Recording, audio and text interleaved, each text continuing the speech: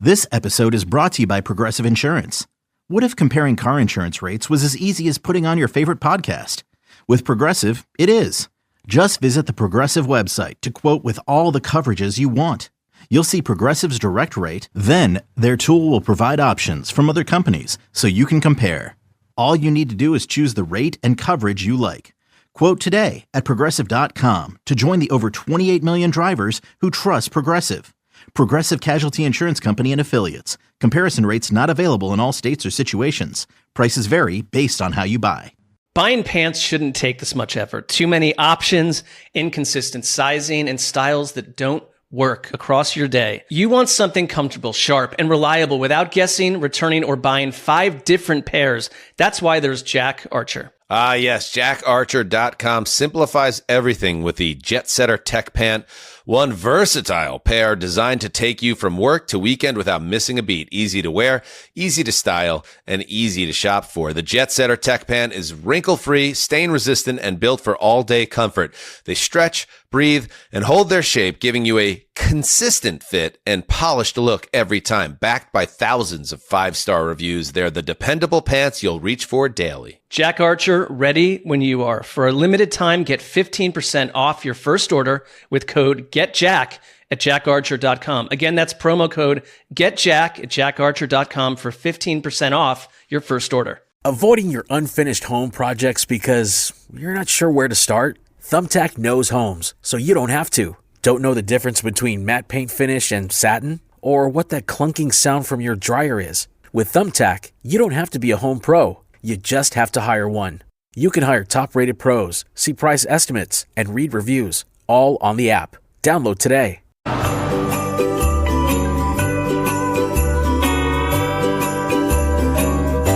Now, from Wichita's most listened to sports radio, 97.5 and 1240 KFH, this is Sports Daily. Aloha, Mr. Hyde. Break out your best Hawaiians, everybody. It's Wednesday, Hawaiian Shirt Wednesday here on Sports Daily for at least half of us, 2/3 of us. Max also a participant. Max and I might be the only ones. Max, I am Paul Savage, but you know, you gotta start somewhere. We're working on it. We're working on TJ. We never could get Tommy converted. I think Brandon Zenner was a believer in it. On the Wednesdays he was here on the show, but we'll listen, we'll get you there. I gotta go back to something you said in the last hour, TJ, that blows my mind. You were talking, your wife watched the Pro Bowl with you? Oh yeah. Man, that's we don't still watch a little bit of, like, you know, soapy shows on Netflix sometimes when she's like by her, but like when she's by herself, like I've told you guys this, like a couple of years ago, I came home for dinner one night. She was asleep on the couch watching Tennessee LSU women's basketball. And she's just like, yeah, have you seen Flo J? She's crazy this year. I was like, who are you? Yeah, what's happening? My wife used to be that way with football, with the NFL. She's not anymore as much, but she did. When we first started dating, like, you did not miss a Chargers. Speaking of your ESPN random programming, like, this is her peak time because, like, she, like, every night she's like, let's just watch something. It's like, what do you want to watch? It's a Tuesday night. She's like, there's a game on. Like, let's just go watch the SEC. Let's just watch something. I love it. Okay, I don't know anybody on the court right now. Listen, that's more energy than I have a lot of the time for it. Sometimes it's like, it's Tuesday night. Let's watch something that doesn't have to do with sports, as we've been, staring at it in the face all day. We're here, though. We are rocking and rolling. One thing we do love is our college basketball. Big one tonight for the Shockers. We'll talk to Shreya Slaughter later in the hour, our KU insider. It's all what's on tap, brought to you by the Wichita Brewing Company, now featuring chili for a limited time. Hearty beef, no bean chili, perfect for lunch, and now available at all 3 WBC locations: East, West, Historic Delano, Wichita Brewing Company. Pizza and beer made here. Get you plenty of Prairie Fire coffee to get through the morning. It was a no sleep kind of night here in the Albracht household. So plenty of coffee fueling us up here. We appreciate them. And a distracted night means plenty of headlines I probably didn't see. And TJ did. So, Max, let's hit it. All right, Sports Daily fans, let's take you to the sports headlines Jacob probably didn't see. All right, sports headlines that Jacob probably didn't see. We start with that Pro Bowl. George Pickens, the offensive MVP last night. The one that took me away, though, Jamar Chase was playing defensive back for no reason other than just to have fun. One-handed interception for a pick six last night. Set the whole convention center on fire. But maybe the talk of the Pro Bowl, Micah Parsons was there, said he wanted to be there despite having ACL surgery. He had a electric scooter just riding around on the sidelines with a camcorder, and he tried to check into the game, and the referees would not let him play on the electric scooter. They had to kick him off. He said his electric scooter's name was Lightning McQueen, and it was the talk of the Pro Bowl last night.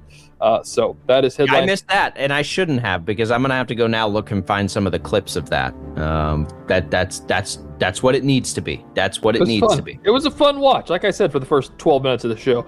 Next up, New Heights. New podcast comes out today. They released this one yesterday, and it made its rounds. Travis Kelce was doing the show apparently from Taylor Swift's house. I don't know if it's what house, but Taylor Swift's house, because he was sitting in a designer chair, was laughing, sat back, and it shattered underneath him. And he said, Taylor is going to kill me. So that is making its way around, that he broke one of Taylor Swift's chairs on New Heights. I got to look that one up. Yeah, that's a good one. It's pretty funny video, I can't lie. I don't know if you've seen this one. This may be a little risque for the show, but I'm going to say it anyways. We're good there. Mike Vrabel, have you seen the video of him in the preseason of the Bussin' with the Boys guys? Are you aware of Bussin' with the Boys? You know who those guys are? Yes. I know that it exists. I've never consumed it. I haven't either. So did their thing with them, and they were, I don't know how they got on this conversation, but they said, like, what lengths would you go to win a Super Bowl? And like they kind of like threw a bunch of hypotheticals at him, and he basically said that like he would be fine with losing his manhood to win a Super Bowl. And now here he is in the Super Bowl, and they interviewed him at Radio Row yesterday, and he's like, can we make it like half? Can we just do half and I could win the Super Bowl? Like, can we talking about aspiration here? I guess. Oh man. Now he's faced with a real uncomfortable situation. Jeez. Really? Wow. Okay. It's wild. That's dedication. Wild headline making the rounds. I got one for Max this morning too, though. Maxwell, I don't know if you saw this. Chuck Negron passed away yesterday. You know who that is, Jacob? Negron? Name vaguely rings a bell. How about embarrassing? So, no. I knew it Max? long before you guys know it, because I knew he did. Wifey's her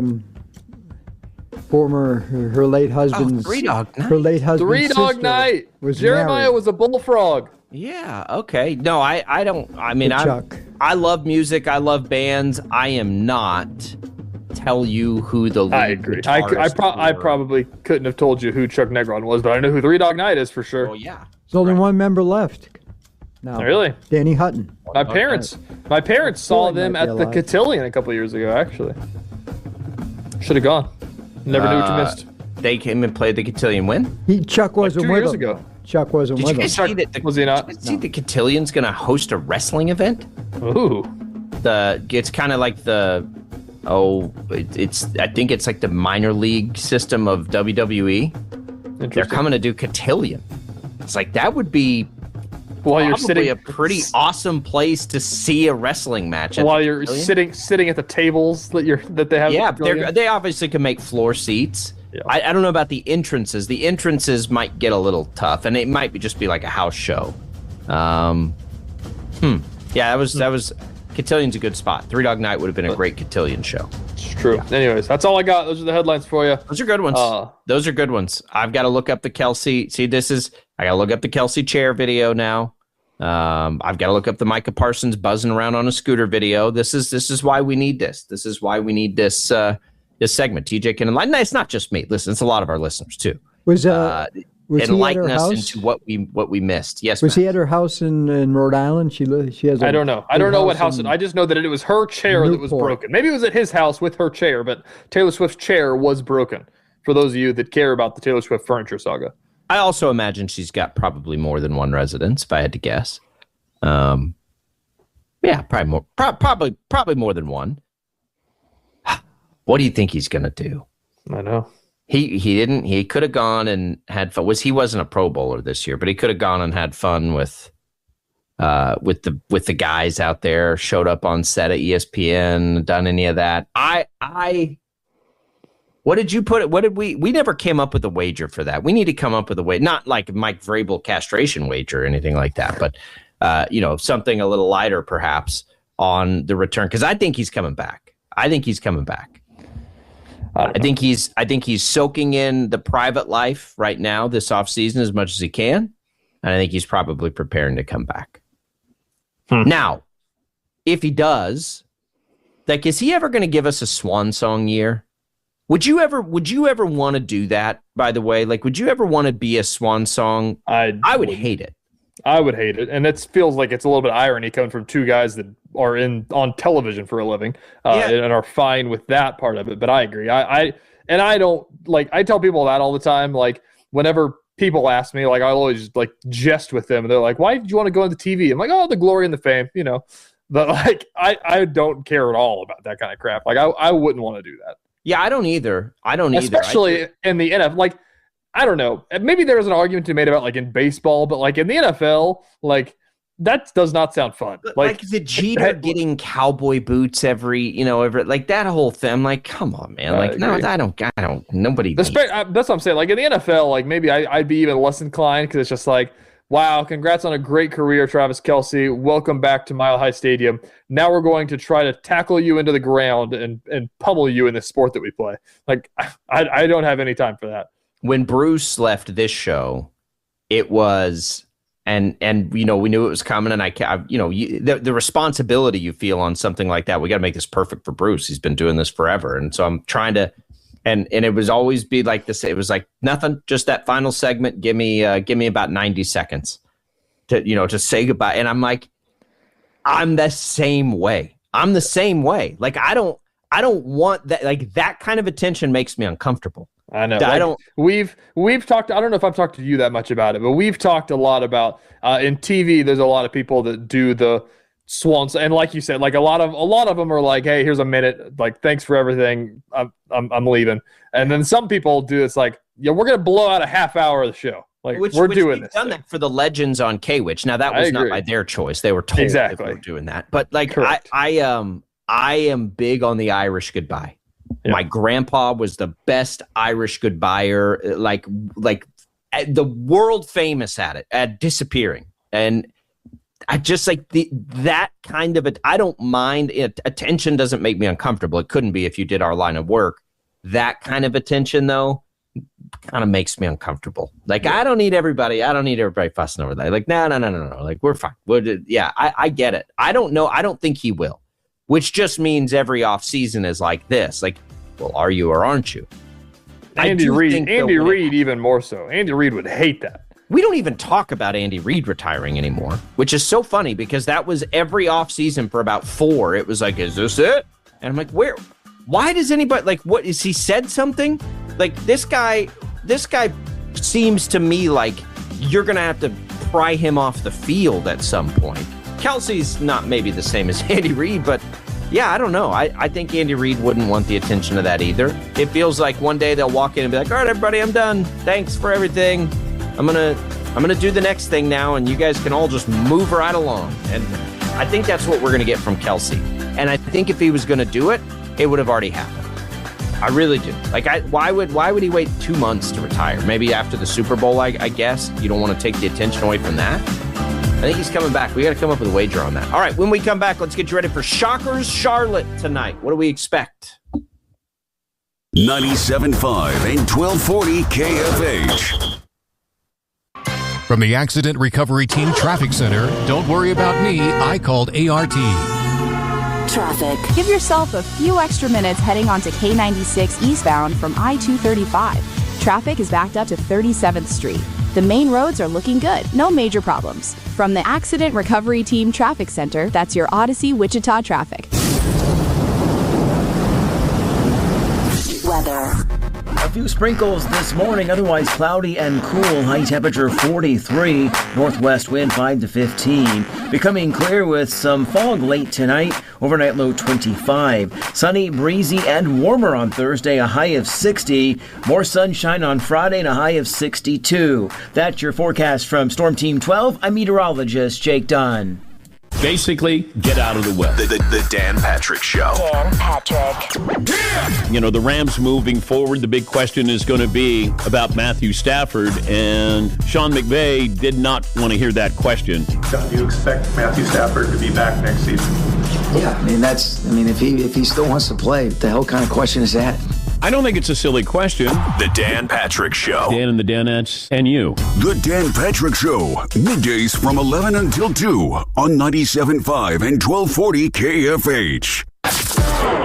Some people buy a $20 strawberry. Others listen to us for free. One of these choices is smart.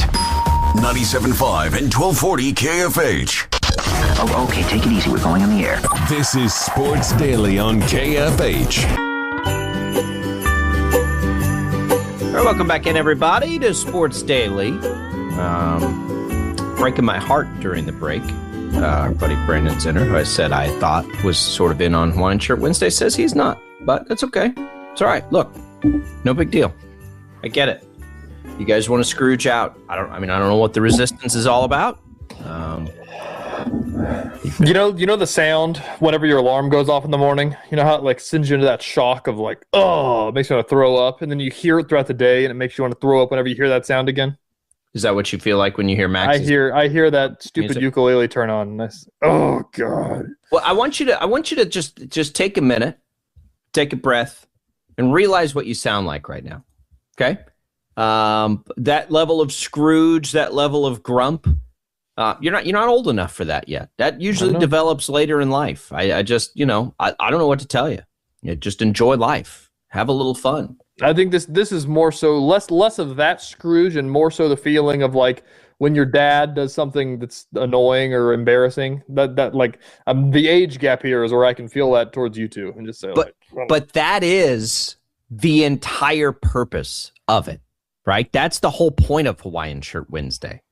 Is like, Dad, who cares what anybody thinks? I'm wearing a Hawaiian shirt. I have a closet full of Hawaiian shirts. Hawaiian Shirt Wednesday was a part of my life well before this isn't a bit for Jacob. Jacob wears Hawaiian shirts unironically. All the time. All the time. So when Savage shows up with one, like over the top of a sweatshirt, I'm like, oh, hey, cool, nice Hawaiian. You know what? We should wear Hawaiians every Wednesday. I think that's about how it started. I got a closet full of them. You know why? Mostly to annoy my wife. Like mostly that's what it is, right? Like, yeah, you just cool. I'm gonna wear Hawaiian today. Glad that everybody's playing along here. Look, some people just get it, and some people don't. And someday you'll have kids, and you'll want to annoy. Maybe that's what I need. Maybe when that kid is born, the first Hawaiian will be bought. Well, that's a part of being. I mean, you've got a house now. You appreciate mowing the yard. Like all the other things are falling right in line for you. By the way, this is an argument before we get into Shocker Talk. This is an argument that made the rounds when the snow came down. Would you rather mow the grass or shovel snow? Is that a real question? I know. That's what I thought too. I mean, is there anyone on the planet who would rather shovel snow than mow the grass? I agree. People are acting though like this is so satisfying. Like, yeah, but it sucks. So satisfying. It's cold. Like, no. My back hurts. Not. Even if you're push mowing your yard, that's way better. Yeah, no. Even if most of us are. I push mow my yard. Yeah, it's therapeutic. The only part about mowing the grass that gets annoying is when it gets just blistering hot. But even then, it's fine, right? You just, you do whatever. That's another thing I do when another way I like to annoy my wife is to like, I put on like a like a bandana and tie it around my head for the sweat. You're the worst person I've ever met. just right out there in the front yard with like bright red shorts and just absolutely, and just to watch her roll her eyes. Like that's the satisfaction I need. That's the satisfaction. Are you watching Landman by chance? I'm not, show. But I'm aware. So I'm not going to spoil anything for anybody. We just finished that last night, actually. And there is a part where one of the characters, when they're going through something difficult, like, where is he? He's like, he's out mowing the yard. It's like, oh yeah. Like there's like this moment of the other being like, yep, I get it. That's where I'd be if I was needing some time to think too. Like nobody does that with shoveling snow. You don't wake up to get Also, out there and mow the grass. There's also the people that I've seen that are, I don't know who I saw said this, but like, you can't wait till it's done snowing to shovel. You need to shovel while the snow is coming. And then that way that you're not going all at once. You're doing increments. No, that's again, like, awful. Why would you do that? Why would you want to shovel it twice? Honestly, like, I have a truck. Like Paul Mills told us, I've got a truck. Why am I shoveling the driveway anyways? Well, mine is, I completely agree with that sentiment. Like, what's the point? Except I have kids that have to walk out there to get on the bus. And when that stuff refreezes, it's a free-for-all. Like, they bust their butts trying to get on that bus. So I got to shovel it for that reason as much as anything else. But what's the point of this? Like, we'll just drive on the snow. It's going to melt. Show snuffling. God, who does that? Anyway, speaking of Paul Mills, speaking of the Shockers, Charlotte tonight. Here's a headline TJ probably. Don't look. What do you think the line is tonight? Have you looked at that yet? I haven't.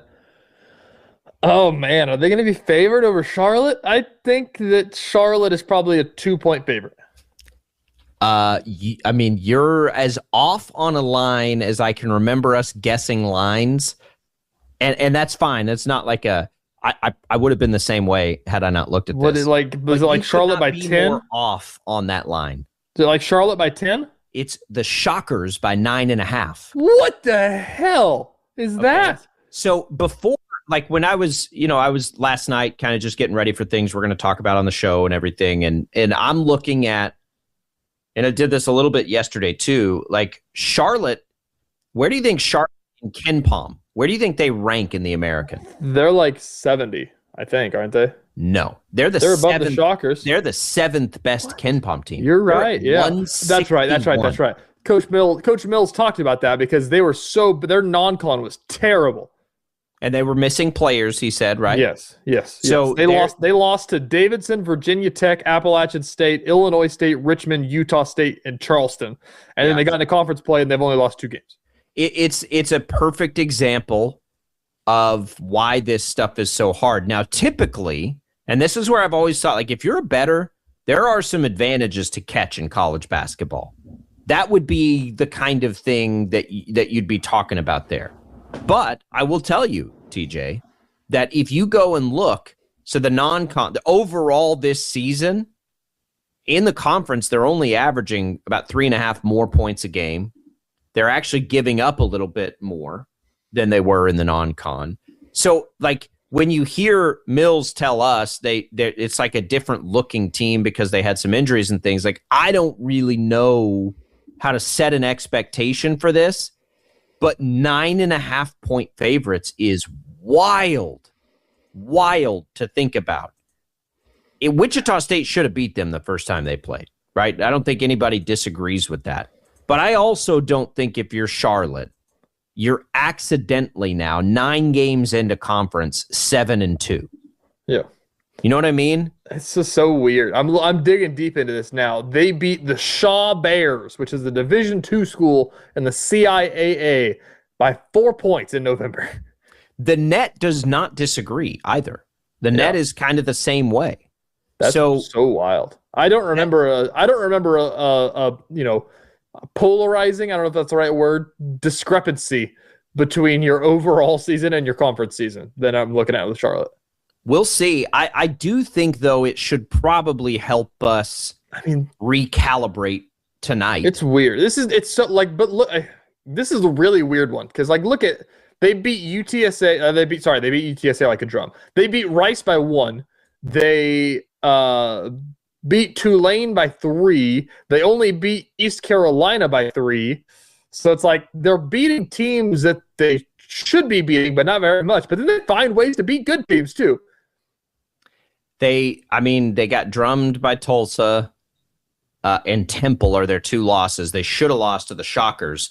Their wins, though, like if you go look up and down the standings, and they beat Temple in overtime, so they split with Temple. It is Rice, Tulane, East Carolina, Rice, UTSA, and the win over Wichita State. Yeah, I mean they haven't beat any of the good teams. They beat Wichita State, so they beat one of the good teams. It probably should recalibrate. So I'm going to the game tonight with my family. And this is a game. So we look at all that, we know all that, and Paul Mills, of course, is going to tell, well, they're actually pretty good. But, coach talk is different than this talk. And this talk is, okay, everything now is staring us at the face. There's the revenge aspect for Wichita State. They need to come out and they need to push them around a little bit. This needs to be a good, convincing win. I mean, the implications in the standings are significant. Yeah. Right? Charlotte's 2 games, Charlotte and Tulsa, 2 games ahead of Wichita State. Wichita State needs a little bit of help with both of them. They both are going to have to lose another one somewhere.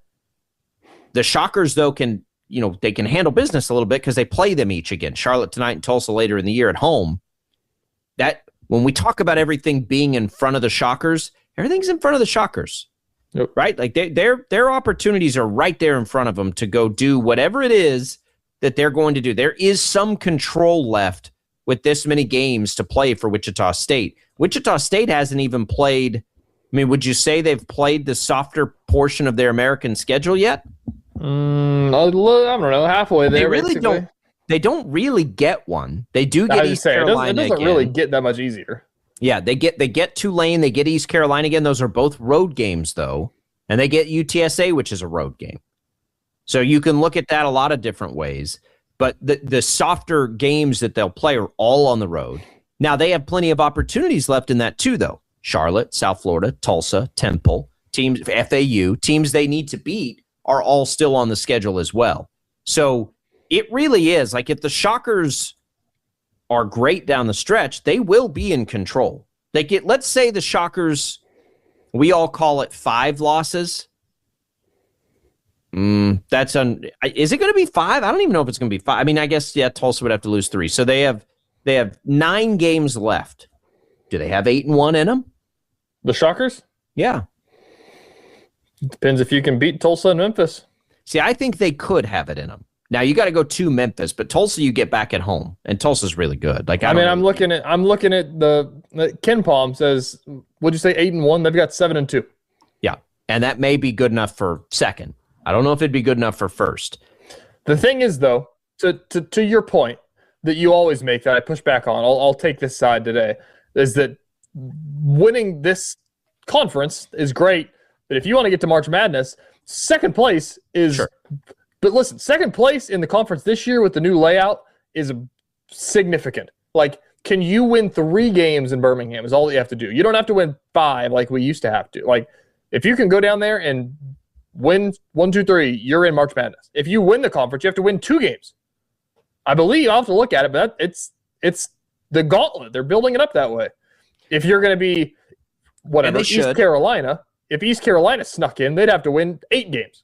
I'll tell you why I like that, because it makes the games worth something. Well, it's a league that kind of looks like it's going to live in that 1, maybe 2 bid league, range.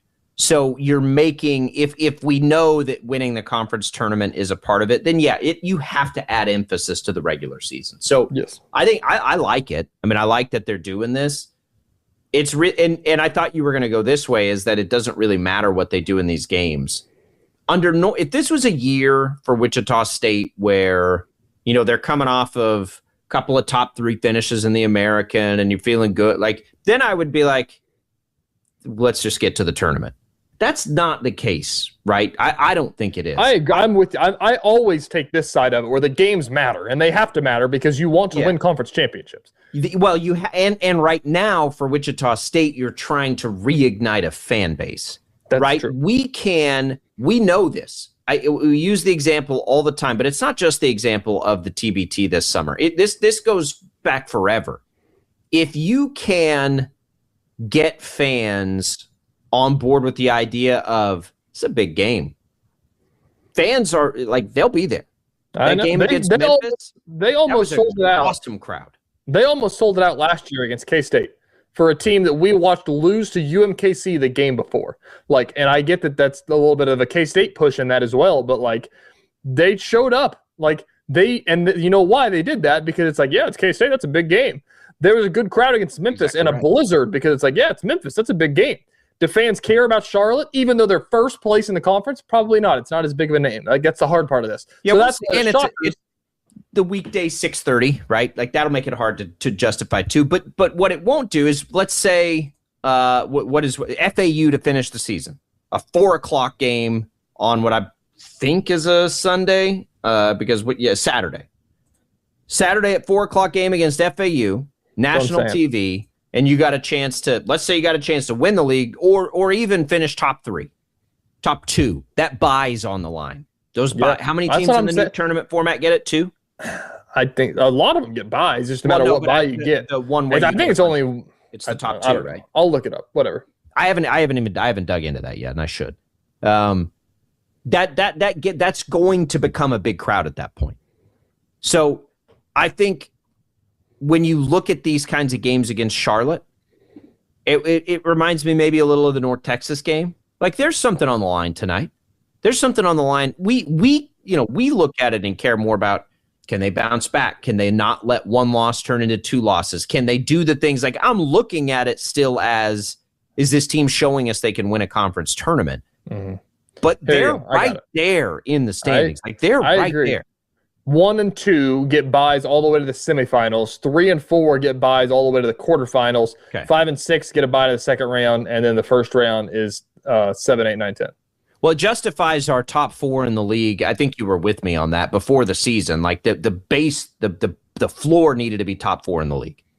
I stand by that. If you're top 4, you have to win 3 games. If you're top 2, you have to win 2 games. But let's just say no games have been like there are no conference standings, but we've seen the teams play like we have, right? So we know enough about the teams, and you're restacking this. Where does Wichita State stack in, right? Like records aside, just roster to roster, where do you think the Shockers stack into this thing? I think that. Let me pull up a list here. Tulsa's number 1. Yes. Tulsa's number 1. Then it's probably. You can say FAU probably, and then I think it's like Wichita State and Memphis, and then like South Florida. And then the rest I'd probably go South Florida, maybe a little bit higher. But I am with you generally speaking. It's Florida Atlantic, it's Memphis, it's Wichita State, South Florida, and Tulsa. Those was that 5? Yep. Right? So those are the 5, I think, that are better than the rest. So then if you take those 5, where should Wichita State, roster to roster, be among those 5? I would say at least 3rd. At least. I don't know that they have any business losing to Florida Atlantic at home. Yeah. Later we'll see that. That's the finale of the conference. Yeah, here's your answer. KenPom per net rating, which is the KenPom stat that ranks everybody, all 365. Tulsa, South Florida, Wichita State. Yep, and then Memphis and Florida Atlantic. And I think I agree with that, by the way. And they beat South Florida. Can they beat Tulsa at home? Can't wait for that game all of a sudden. Like, I love that game. But Valentine's Day. Get your honey out there. What can't happen, though, down the stretch here is the head-scratching, how did they lose to Rice? Like, there can't be any more of those. Those can't happen. You probably got to win them all at home, which is a huge ask. Huge ask. And then still go to Memphis and win, which is also a huge ask. If you want to win it all, I don't know. How many more can they afford? What do we say? They're at 4 losses already. 1. I don't think Tulsa's going to lose 3 games down the stretch. I don't think so. I agree. I think you have to literally beat everybody. I think Charlotte lose. I think Charlotte might. Yeah. Charlotte outside of this one against Wichita State, which again, Wichita State's a 9.5-point favorite. For those out there, I don't know what kind of piece of that anybody wants. But then Charlotte follows that up. They go to Memphis this weekend. They still have to go to Tulsa. They go to Florida Atlantic and to South Florida.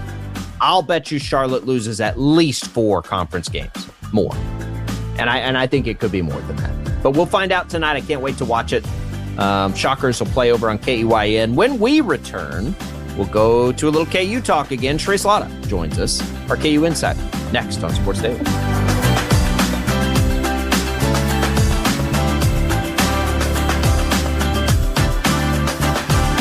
97.5 and 1240 KFH. From the Accident Recovery Team Traffic Center, don't worry about me, I called ART. Traffic. Watch for a little congestion heading onto K96 eastbound from I-235 and I-135. The main roads are looking good. No major problems. From the Accident Recovery Team Traffic Center, that's your Odyssey Wichita traffic.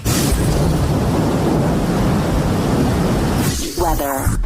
A few sprinkles this morning, otherwise cloudy and cool. High temperature 43. Northwest wind 5 to 15. Becoming clear with some fog late tonight. Overnight low 25. Sunny, breezy, and warmer on Thursday, a high of 60. More sunshine on Friday and a high of 62. That's your forecast from Storm Team 12. I'm meteorologist Jake Dunn. Basically, get out of the way. The Dan Patrick Show. Dan Patrick.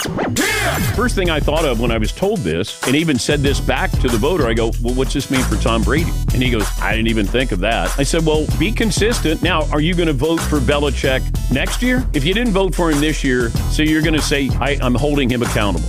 Don't vote for him ever again. The Dan Patrick Show, middays from 11 until 2 on 97.5 and 1240 KFH. This is an Odyssey Sports Minute. James Harden has found his way to another franchise to chase a ring. He was traded to the Cavaliers on Tuesday. I have no issue with a guy trying to win a championship. That's kind of the whole point of playing, to win championships. I'm just unsure how this is all going to fit. Mitchell and Harden are both hoopers. Nobody's doubting that, but it feels like Harden doesn't address the problems that Cleveland had on its roster. I'm curious to see how these two pieces fit together. I'm Denton Day.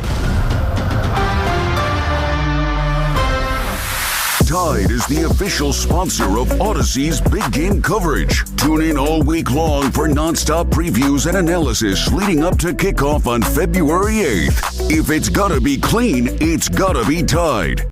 Dude, you gotta hear this. Go ahead. I think I want to hear this. Sports Daily is on KFH.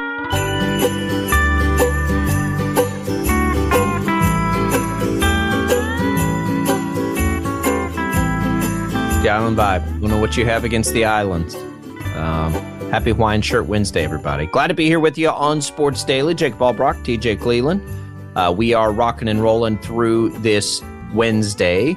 Enjoy the warm-up. It was a little brief cool-down we're dealing with here today, and then 50s, 60s the rest of the week. Shreyas Laddha, our KU insider, beat reporter for the KC Star at SHRE98 on X. Shreyas, are you guys catching the same warm we're catching down here up in Lawrence?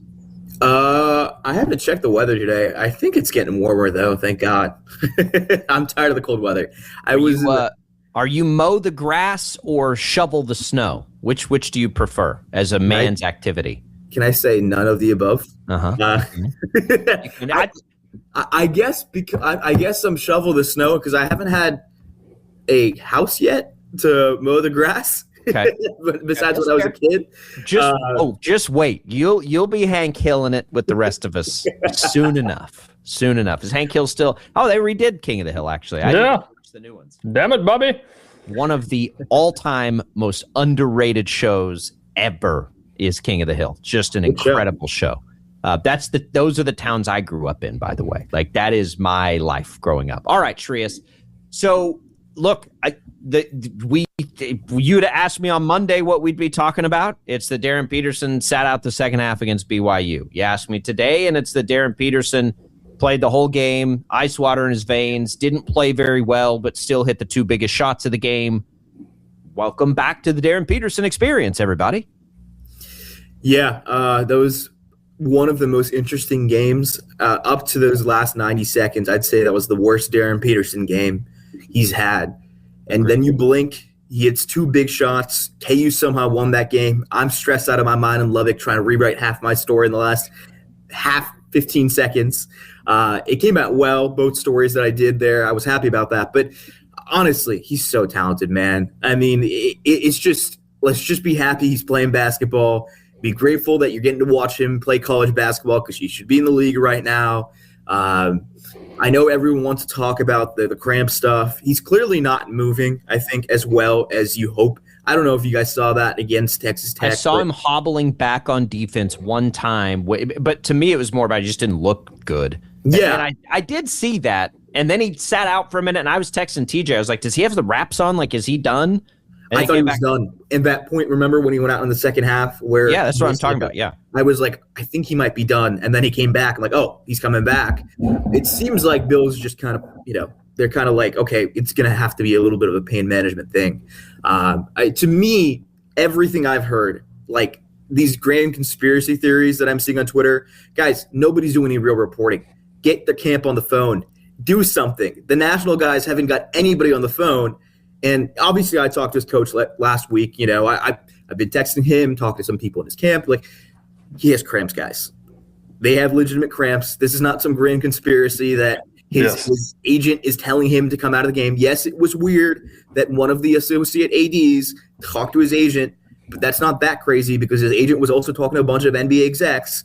And let's think logically here, guys. Why would he leave a game that he had 18 points on 7 shots against his biggest rival in front of 32 NBA scouts or NBA front office execs? I think everyone just wants this, like, he's load managing. Like, what a stupid time to I'm Trace, I'll tell you, I'm very proud that Sports Daily has not worn tinfoil hats about this because it's the first thing that we said is that, like, you see all this stuff and it has gotten legs like it's never gotten before this past week because of the things that happened in that BYU game. But the obvious debunk is, like, why wouldn't he want to play against AJ DeBonsa? Like, why does that help him at all? Like, that doesn't make any sense. And then you think about he played through a hurt ankle in Colorado as part of it. And then to your point in your story you did with his high school coach, if he didn't want to play, he wouldn't even be in Lawrence right now. It's driving me nuts because nobody's doing the actual real journalism. You're sending me a video that you saw on Twitter or some guy overheard something. And I'm like, you guys are national guys and you can't get anybody from Darren Peterson's camp on the phone. How is somebody from the Kansas City Star beating you right now? Like it shouldn't be that hard. Your ESPN, your CBS, like that CBS article where they talk to anonymous scouts. I wrote that story 3 weeks ago, not to be on the soapbox, but I wrote that 3 weeks ago where I said, yeah, nothing has changed. His draft stock is not being affected by the fact that he can't play basketball games all the time.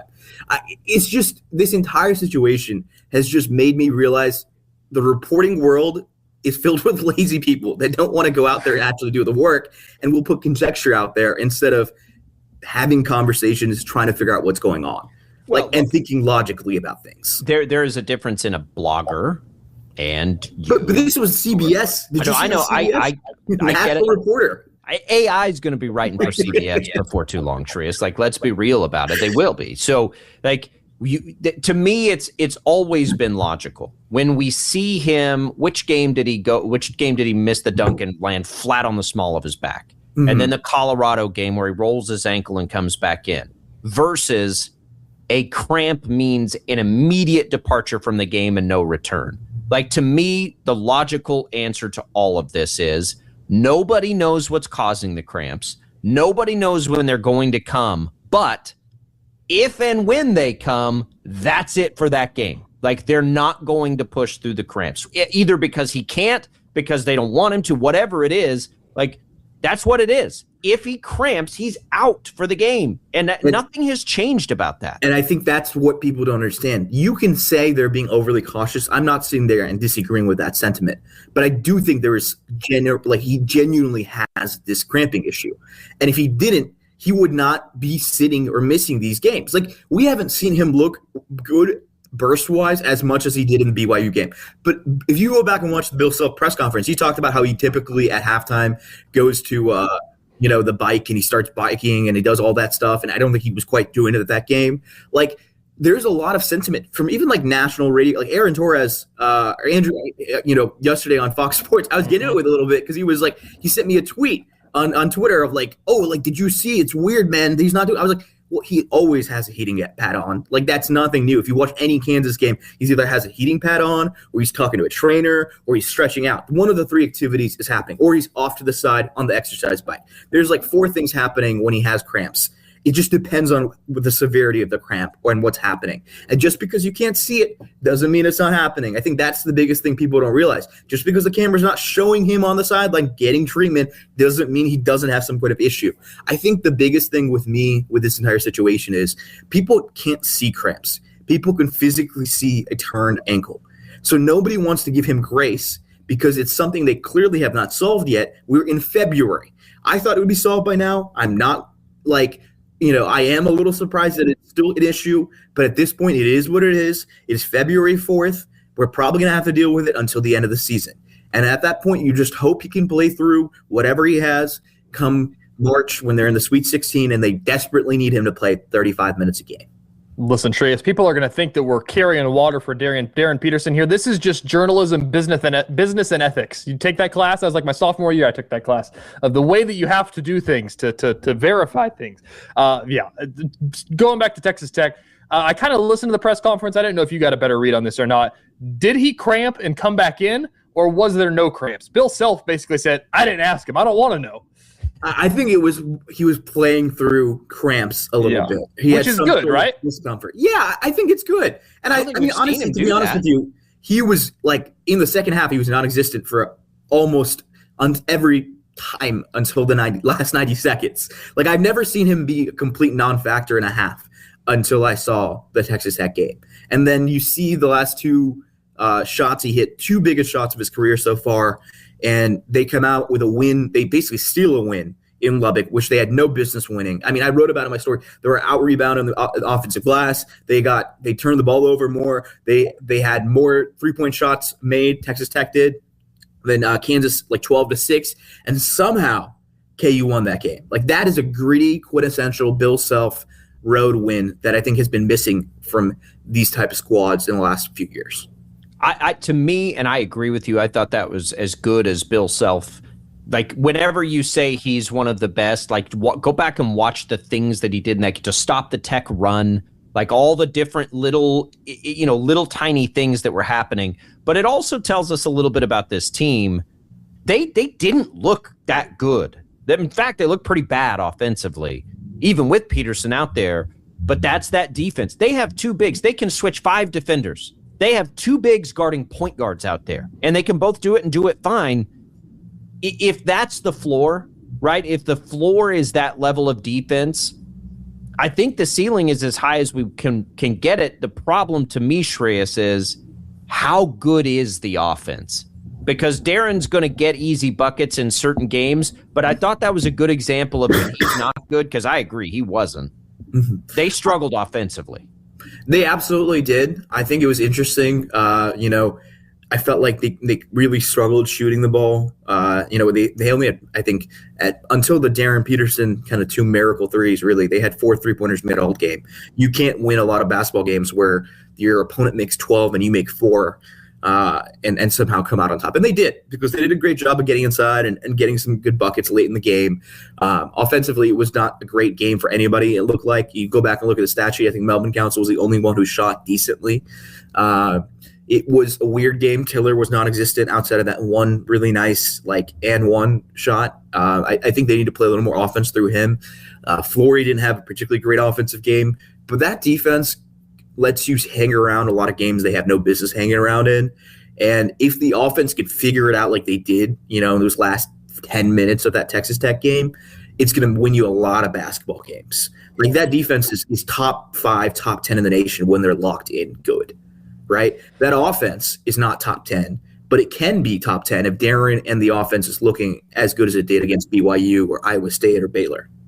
Yeah. Shreyas, they always say you can't overlook the trap game, but I'm going to overlook it because I'm not on the team. I don't care about Utah. Let's talk about Arizona next week. I posed this question to Jacob. Is KU going to be favored over Arizona at home? Oh, that's a great question. Can they beat them? They can. Why they beat them? That's the question. I think they can beat them. Okay, so let's think about. For reference's sake, BYU was favored over Arizona when they hosted them last week. Yeah, but let's think about this. Typically, odds makers give +3 as a home court advantage. Okay, I think KU will be favored by 1.5 going into that game. Especially if KU, it feels like it's a pick 'em because it's in Allen Field. Yeah. I think that's where I'm at. I think KU has a real chance of winning that game. Not to be like. I do too. There are 2 teams to me that can athlete with KU when KU's fully healthy. It's Houston and it's Arizona. And so if Arizona is, that's as explosive and big and fast a team as you'll ever see in college basketball. But I think KU can handle that, right? They've got the same thing going for them. It's can they score on Arizona that would be the concern. I completely agree. I think it's going to be really interesting, and you're going to have an A+ Darren Peterson that game. I think he's going to have to hit some tough buckets. He's going to have to do things that Darren Peterson can do that nobody else can do. Like, you need him to play like he played against BYU to have a shot to beat Arizona. Can't wait for it. We'll read up on it after we get through the Utah. Shreyas, hold on. How was Lubbock? Was that your debut in Lubbock? No. I was there in October when you went. Have you been able to catch the Lubbock bar scene? I have not. It was such a quick trip. I flew in, flew out the next day. Okay, yeah. You didn't get the good. But there's only really, in my opinion, one good part of Lubbock, and you didn't catch it. All right, Shreyas. Appreciate it. Thanks, guys. Go to the KC Star. Find Shreyas' reporting, especially after Utah. That Arizona preview should be good stuff. All right, we'll be right back with more Sports Daily.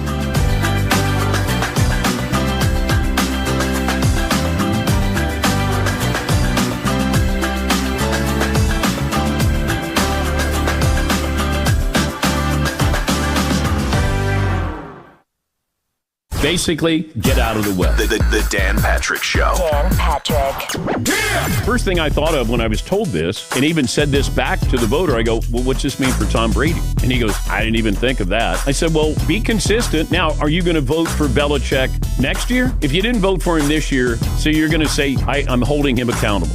Don't vote for him ever again. The Dan Patrick Show, middays from 11 until 2 on 97.5 and 1240 KFH. Right now. The Dan Patrick Show. Dan Patrick. But the voters voted. I don't like the process of it. You have every right. If you don't want to vote Bill Belichick, you think he's a cheater, and I'm going to get my pound of flesh here. Okay. If you tell me that, there should be transparency with this. Just tell me. You did or you didn't. The Dan Patrick Show, middays from 11 until 2 on 97.5 and 1240 KFH. KFH's Big Game coverage is presented nationally by Tide. If it's gotta be clean, it's gotta be Tide. This episode is brought to you by Progressive Insurance. Whether you love true crime or comedy, celebrity interviews or news, you call the shots on what's in your podcast queue. And guess what? Now you can call them on your auto insurance too with the Name Your Price tool from Progressive. It works just the way it sounds. You tell Progressive how much you want to pay for car insurance, and they'll show you coverage options that fit your budget. Get your quote today at Progressive.com to join the over 28 million drivers who trust Progressive. Progressive Casualty Insurance Company and Affiliates. Price and coverage match limited by state law. As a man, finding a great pair of pants feels harder than it should. Some look sharp but feel stiff. Others are comfortable but wrinkle, stain, or lose their shape by noon. And if you're working, traveling, or constantly on the move, most pants just cannot keep up. That's where Jack Archer comes in. JackArcher.com delivers one pair of pants designed for real life. Whether it's golf with the guys or date night with someone special, these pants will keep you comfortable and looking polished wherever the day takes you. That's right, Mark. The Jack Archer Jet Setter Tech Pant is wrinkle-free, stain-resistant, and built to hold its shape all day. With customizable fit options and multiple colors, these are the one pair of pants you'll want to wear every day. Jack Archer, ready when you are. For a limited time, get 15% off your first order with code GETJACK at jackarcher.com. Again, that's promo code GETJACK at jackarcher.com for 15% off your first order. What's up? It's Draymond Green. I'm back for my 14th NBA season, and my podcast, The Draymond Green Show, is back too. This season, I'm breaking down games, reacting to the biggest NBA stories, and sitting down with teammates, rivals, and culture shapers. And trust me, I'm not holding back, on the court or on the mic. 2 new episodes every week, new segments, big conversations, real basketball talk for the real hoop heads. Listen to and follow The Draymond Green Show wherever you get your podcasts. We're back, we're better, let's get it.